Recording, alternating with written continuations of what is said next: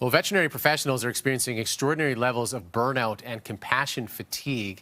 A recent review finding that up to 2/3 report excessive workload and nearly 1/3 have experienced depressive episodes. Joining us this morning is Dr. Marie Holowaychuk, who is an author and veterinary critical care specialist. So let's talk about this burnout. What is all adding up here to reach where we're at right now? Well, it's a combination of factors: the high demand for services, the low resources, so there's a lot of shortage of veterinary professionals, and there's just a higher than ever emotional demand from our clients. And so all of that combined is putting a big strain on veterinary professionals. Okay, so when you talk about emotional demand from clients, what do you mean by that?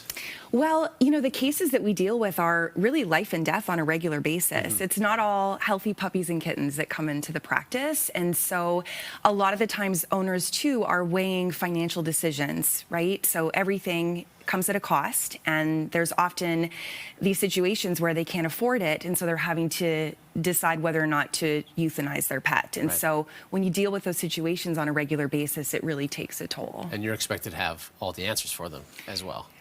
And doing very little testing, right? So there's this hope that we would be able to have all the answers and determine what's going on, but with doing less and less because everyone is challenged. Sure. Because of the cost involved in doing those procedures. So Exactly. what can pet owners who are coming to the vet do to sort of help things out? Well, I think just having an awareness that these are tough times for everybody, right? I think that we as veterinary professionals really get what our families are going through when they come into the practice.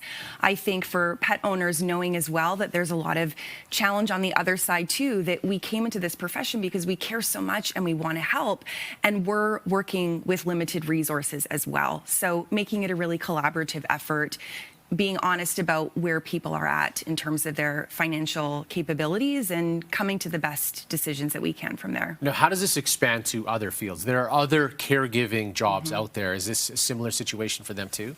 I think it is. I think veterinary medicine right now is a mirror for all caregiving professions, nurses, teachers, frontline responders. Everybody is working with less and is being expected to do more. I think we've seen this tremendously post-pandemic.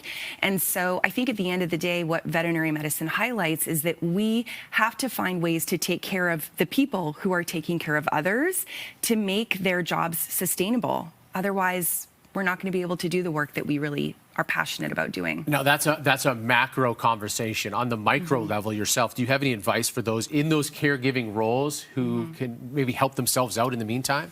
Yeah, I think there's personal factors and organizational factors. So on a personal level, really focusing on setting healthy boundaries, leaning on your peer support networks so that you don't feel like you're alone.